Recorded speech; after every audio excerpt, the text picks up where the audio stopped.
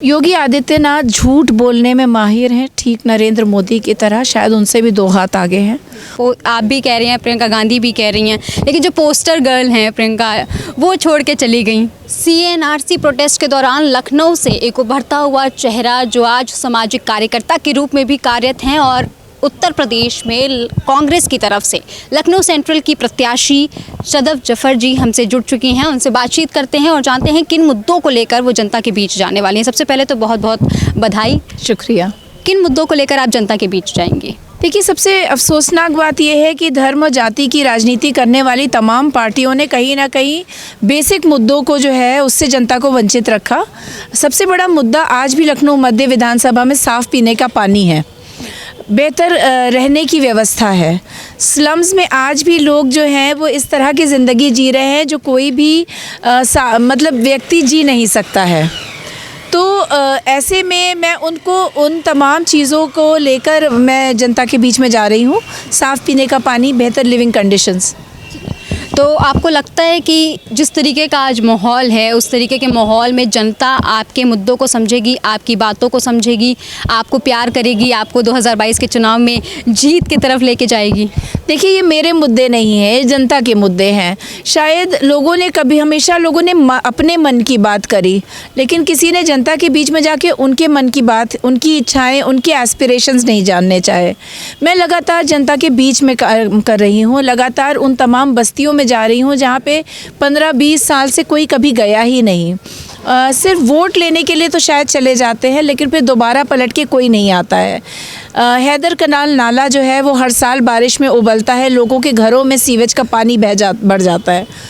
कागज़ दिखाइए, बहुत ज़ोर है बीजेपी का, लेकिन हालत ये है कि नाला उबल जाता है और सारे कागज़ उसमें डूब के ख़त्म हो जाते हैं।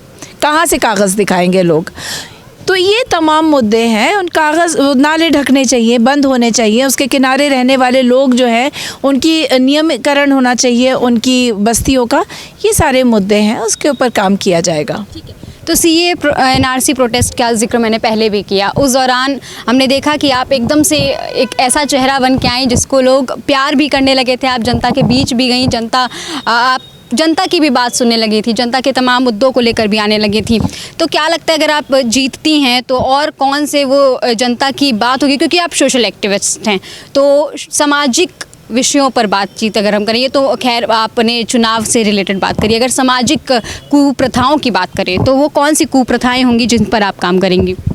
देखिए, ऐसा है कि सबसे पहले तो बच्चों की, जो लड़कियों की, अभी आपने अगर देखा होगा कि जब स्मार्टफोन पे एजुकेशन आके टिक गई थी, तो कहीं ना कहीं हम लोगों ने अपने बेटियों के हाथ से फ़ोन लेकर बेटों को दे दिए कि बेटे पढ़ लें, बेटियों का पढ़ना कोई वो नहीं है। तो बहुत ज़रूरी है कि हम इन मुद्दों पे काम करें कि लड़कियां जो हैं वो शिक्षित हों, लड़कियों के पास रोज़गार हो। लड़की हूँ, लड़ सकती हूँ, किन चीज़ों से लड़ सकती हूँ? बेरोज़गारी से लड़ सकती हूँ। जिस तरह से महिला सुरक्षा को कहीं ना कहीं पिछले 20-30 साल से नज़रअंदाज किया गया है, उसके लिए लड़ सकती हूँ। तो ये तमाम मुद्दे हैं और इन कुप्रथाओं के ख़िलाफ़ जो है वो बात की जाएगी। लड़की हूँ, लड़ सकती हूँ, आप भी कह रही हैं, प्रियंका गांधी भी कह रही हैं, लेकिन जो पोस्टर गर्ल हैं प्रियंका, वो छोड़ के चली गई। देखिए, जहाँ तक प्रियंका मौर्य जी का सवाल है, मुझे उन पे बेहद अफसोस है। उन्हें बैठ के पार्टी पटल पे बात करनी चाहिए थी।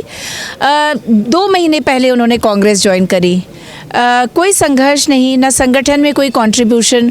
उम्मीद भी कैसे करते हैं ऐसे लोग कि उनको टिकट मिल जाना चाहिए फ़ौरन, जबकि कोई संघर्ष नहीं किया था।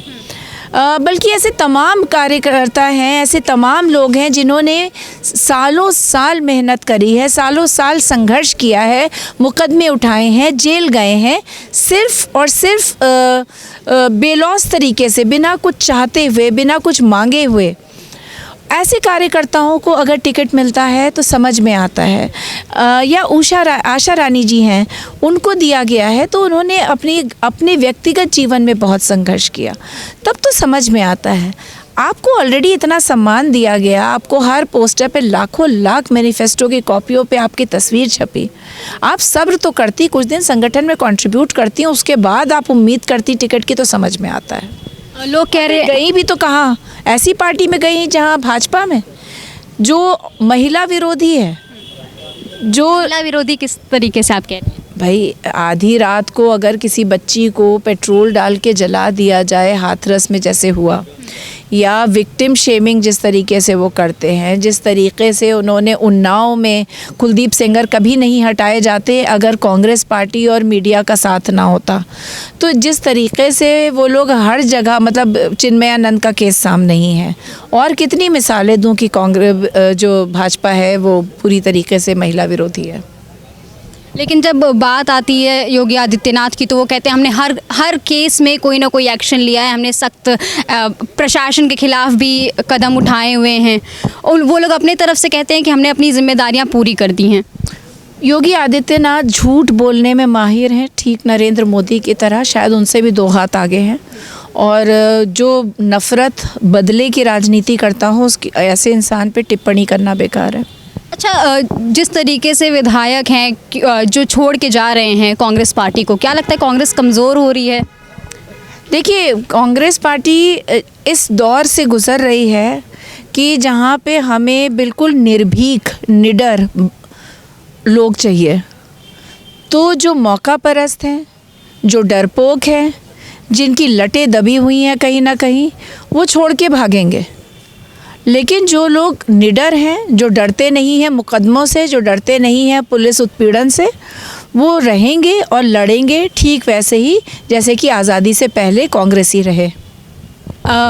आपने बोला कि लड़ेंगे, लेकिन उत्तर प्रदेश में लड़ाई बहुत, मैं कह सकती हूँ कि उत्तर प्रदेश में जो लड़ाई है वो बहुत लंबे समय से चली आ रही है, लेकिन कुछ खास असर दिख नहीं रहा है। क्या इस बार कुछ असर दिखने वाला है? बेशक असर दिखेगा इस बार।